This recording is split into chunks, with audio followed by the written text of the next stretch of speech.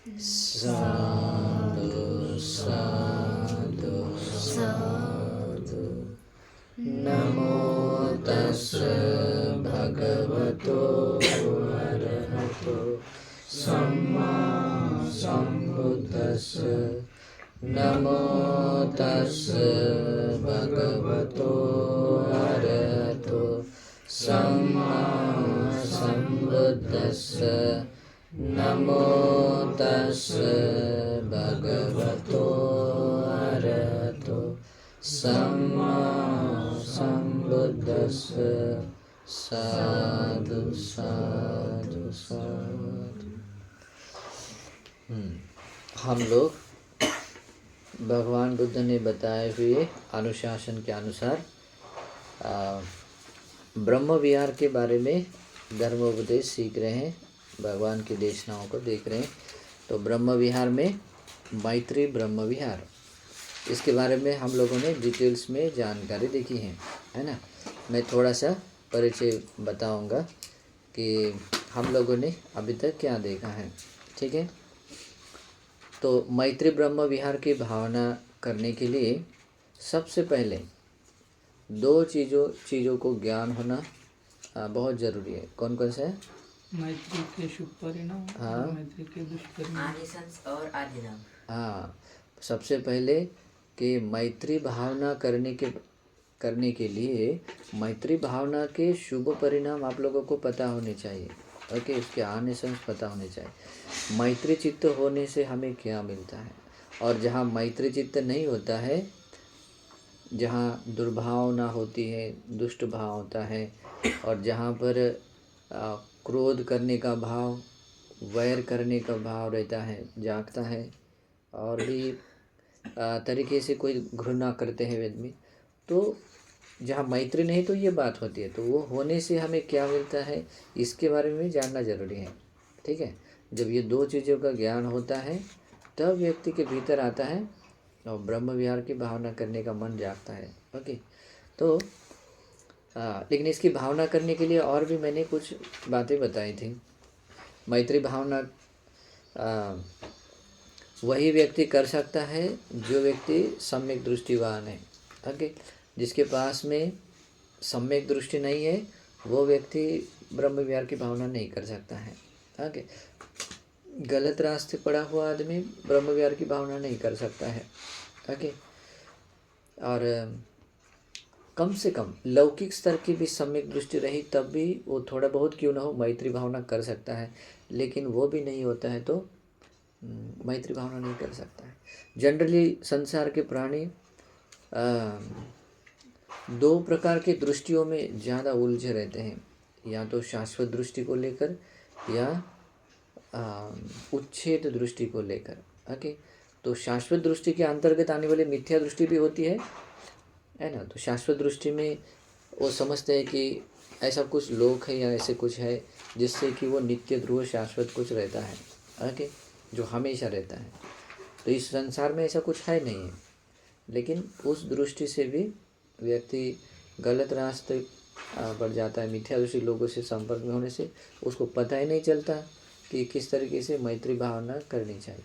Okay, फिर मैत्री भावना करने के लिए सबसे पहले वो मैत्री चित्त जागना जरूरी होता है ना। तो मैत्री चित्त जागना यानी क्या होता है, मैत्री भावना करना यानी क्या होता है? सबके प्रति करुणा, मंगल, मैत्री। जो जितने भी प्राणी हैं दूसरों के हाँ, जितने भी प्राणी, माता अपने पुत्र के लिए मतलब प्यार करती है, उस तरह मतलब सारे ब्रह्मांड के लोगों को मान के करनी। हाँ, मतलब जो भाव का जागना है।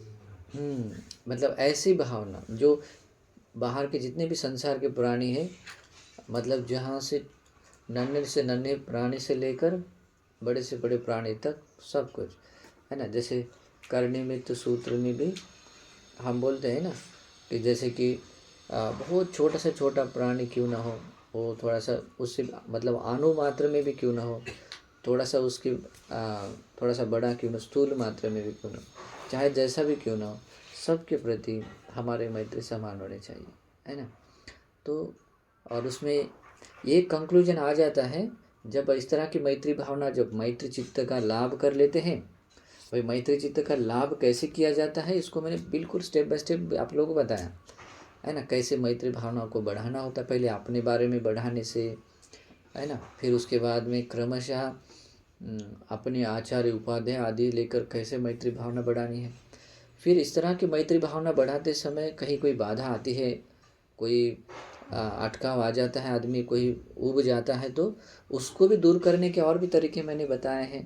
ओके, तो ये सब होने के बाद जब मैत्री चित्त आप लोगों को मिल जाता है ना, तो मैत्री चित्त उत्पन्न होता है, तब आप महग्गत चेतो विमुक्ति और अप्रमाण चेतो विमुक्ति से मैत्री ध्यान कर सकते हैं, यानी कि ब्रह्म विहार की भावना कर सकते हैं। और वो कैसे कर सकते हैं? वो ध्यान समापत्ति के तौर पर। क्यों ध्यान समापत्ति? ये समापत्ति कब बन जाती है पता है? जब आपका मतलब इस मैत्री का आलम्बन आपको मिल जाता है, प्राप्त होता है। ध्यान साधना करने के लिए मैत्री का आलम्बन पाना हो जरूरी होता है। और इस संसार के किसी भी प्राणियों के प्रति रंच मात्र भी कहीं कोई द्वेष बच जाता है तो वो मैत्री का आलम्बन नहीं मिलता है, स्थिर नहीं होता है ना। इसीलिए हमने क्या कहा, पहले अपने बारे में बार बार मैत्री करो, फिर अपने बाद होने के बाद में आचार्य उपाध्याय आदि से लेकर सबके बारे में करने के लिए बोला। और कहाँ नहीं करना था ये भी बोला है ना। जहाँ शुरू में कहाँ नहीं करना है, जैसे जो अति प्रिय व्यक्ति होता है ना, या अप्रिय व्यक्ति है, जैसे कि अप्रिय व्यक्ति होता है, शत्रु व्यक्ति होता है, मृत व्यक्ति है, आदि आदि को लेकर जो बताया था वहाँ पर नहीं कर सकती, क्योंकि वो आलम्बन नहीं मिल सकता, ठहरती नहीं है मैत्री। तो क्रम से इस प्रकार से मैत्री भावना का चित्त आपको जागृत होता है, ये आलम्बन मिल जाता है। उसके बाद में जो मैत्ता सहगत चेतो विमुक्ति के स्तर पर, मतलब जो समापत्ति के विधि से, यानी कि ब्रह्म विहार ध्यान समापत्ति के विधि से जब आप महग्गत चेतो विमुक्ति और अप्रमाण चेतो विमुक्ति से मैत्री ध्यान करते हैं, और तब आपको बहुत सारे शुभ परिणाम मिलते हैं। तो इस तरह के शुभ परिणामों को पाने के लिए इसमें कुछ कंटिन्यूटी होना जरूरी होता है मैत्री भावना की। ओके, तो ऐसा होता है तो आपको सहज रूप से 11 प्रकार के लाभ मिल जाते हैं, 11 प्रकार के लाभ मिलते हैं। तो उन लाभों के बारे में थोड़ा सा अभी हम देखते हैं। इसको ये आज की देशना है, सूत्र देशना, भगवान की देशना, मेत्तानि संस सूत्र। ओके, यानी कि 1 मिनट है। तो अभी इस तरीके की मैत्री भावना जब हम करते हैं तो भगवान बुद्ध कहते हैं हमें 11 आनिशंस मिल, यानी शुभ परिणाम मिलते हैं। और हमने इसे पहले ही बताया था कि ब्रह्म विहार की भावना करने से पहले जब मैत्री ब्रह्म विहार की भावना के शुभ परिणाम जब हमें पता चलते हैं तो उसे ज़्यादा मतलब प्रेरणा मिलती है उसका अभ्यास करने के। शुभ परिणाम तो जान नहीं है। तो अभी हम लोग एक सूत्र देखना छोटे से देखते हैं, उसमें बहुत सुंदर तरीके से बताया है। ठीक है, तो कहते हैं, और दूसरा है कि मैंने एक दूसरा बताया था कि अगर किसी के प्रति भी कोई वैर भाव रहता है और हमारे भीतर मैत्री भाव नहीं आती उसके प्रति, उसको मूल करके, तो भगवान बुद्ध कहते हैं कि इन मैत्री ब्रह्म विहार के शुभ परिणामों को जब सुन लेते हैं, समझ लेते हैं, तो शुभ परिणामों को देख कर सही भी हम उनके प्रति जो वैर होता है, वैर को क्या करते हैं, दूर कर लेते हैं। ओके, तो इसलिए भी ये इनके अशुभ परिणामों को समझना ही चाहिए। और जैसे जैसे हम इनको भावित करते हैं ये शुभ परिणाम मिलते रहते हैं। तो भगवान इसमें ऐसे बताते हैं, मेत्ताय को भिक्खवे चेतो विमुक्तिया आसेविताय भाविताय बहुलिकदाय। भगवान कहते भिक्षुओं, ये जो मेत्ता चेतो विमुक्ति, जैसे कि अभी मेत्ता चेतो विमुक्ति मतलब ये समापत्ति है, और समापत्ति यानी कि महग्गत चेतो विमुक्ति समापत्ति और अप्रमाण चेतो विमुक्ति समाधि। लेकिन यहाँ तक आने के लिए उसका जो आलम्बन पाने के लिए जो करना चाहिए था व्यक्ति विशेष मैत्री भावना, वो करनी चाहिए, है ना। आचर्य पहले अपने बारे में देना है, अहंग अवेरो होम आदि रूप से, बाद में आचर्य उपाध्याय माता पितर हितसत्ता मज्जति का सत्ता वेरी सत्ता। तो इस क्रम से जब इस तरह के आ जाता है तो ये मैत्री चित्त क्या हो जाता है, उसका आसेवन करना होता है। मैत्री चित्त का मतलब उसको आपको प्राप्त होना, रूट सा बन जाता है। हाँ, तो मैत्री चित्त को आपको मैत्री चित्त का साथ रहना आपका हो जाता है और मैत्री चित्त आप में जाग जाता है, तो उसको कहते हैं आसेविता। ओके, अभी तक भावना स्टार्ट नहीं हुई लेकिन ये मैत्री चित्त क्या हो गया, आपका उसके साथ में आना हो गया। तो इससे पहले की जर्नी वो कर लेती है। सेकंड वाला पॉइंट, अभी जब महागत चेतन मुक्ति से करते हैं तो भाविता है, तो जिस अर्थ से भगवान ने वो बताया था उसी अर्थ के अनुसार अपने चित्त में उत्पन्न करते हुए उसकी जब भावना बढ़ाते हैं योनि सुमनस्कार के साथ में, वो क्या होता है, भाविताय, आसेविताय, भाविताय। बाद में आता है उस भावना को सिर्फ एक सीटिंग में हमने कर लिया तो ख़त्म कर लिया, ऐसा नहीं, उसको बार बार कर रहे हैं। अगली बार भी कर रहे हैं, सुबह में कर रहे हैं, दोपहर में कर रहे हैं, शाम में कर रहे हैं, दिन में कर रहे हैं, रात में कर रहे हैं। तो इस तरह से भाविताएं, बहुलिकताएं, वो क्या हो रहा है, बहुलता से हम अभ्यास कर रहे हैं, बहुलिकताएं। फिर आता है यानिकताएं। यानिकताएं का मतलब होता है, मतलब इसमें कोई हम ये मतलब जिस क्रम से जैसे हमने स्टार्ट किया था और जहाँ हमने एंड किया था बस वैसे ही फिर से वही कर रहे हैं। मतलब वो क्या कर रहे हैं, उसी को में कंटिन्यूटी ला रहे हैं हमें, मतलब उसमें कोई बदलाव नहीं कर रहे हैं।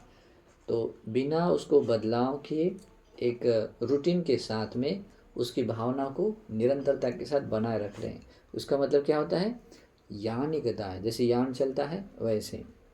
वत्तुकता है, फिर उसके बाद में इस तरीके की मैत्री भावना हमारे भीतर जाग जाती है कि मतलब वो मैत्री, मतलब मैत्री से परिपूर्ण अपने सारे व्यवहार में ही मैत्री आ जाती है। यहाँ तक कि हम जो आँखों से देखते हैं या जो भी कान से सुनते हैं या मन में सोचते हैं किसी के बारे में, जो भी है, सभी क्रियापथों में और सभी क्रियाओं में मैत्री ही सब जगह रहती है। आगे अनुष्ठिता है। अनुष्ठिता है मतलब अब ये वत्तुकता है भी उस तरह की मैत्री आनी चाहिए। बाद में आता है अनुष्ठिता है। अनुष्ठिता का अर्थ होता है कि समझो आप लोगों ने किसी भी दुखी प्राणी को देखा या किसी भी XYZ पर्सन को देखा या छोटा सा जो नन्हे से नन्हा प्राणी को देखा, तो उसको देखते ही तुरंत मन में क्या जागता है, वो मैत्री जागती है। आपके भीतर कभी द्वेष नहीं जागेगा, यहाँ तक कि शत्रुओं को देखने के बाद भी मैत्री जागती है। तो ये ब्रह्म विहार का को भाविता है, बहुलिकता है, यानिकता है, वत्तुकता है बनाने से ये भी बन जाता है कि भावना करते समय तो वो जागती है मैत्री भावना, लेकिन हाँ जब हम बाकी व्यवहार भी करते हैं काया वाचा मन से, तो उस हर व्यवहारों में भी वहाँ मैत्री जागती है। वाणी का व्यवहार करना है, मैत्री जागती है। शरीर का व्यवहार करना है, मैत्री जागती है। कितना सुंदर है। तो इस तरीके से व्यक्ति ब्रह्म विहार में और आगे बढ़ता है। उसको कहते हैं अनुष्ठिता है।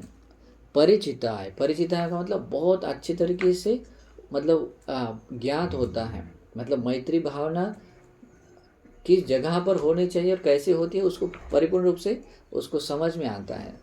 मतलब सहज रूप से उसको क्या बोलते हैं, अगर उसका मन भी नहीं रहा फिर भी वह उसको बात को लेकर मैत्री हमेशा अपने आप रहती है। देखिए कभी कभी हम किसी दूसरे के बारे में सोचते हैं लेकिन हम कुछ बात बोलते रहते हैं, है कि?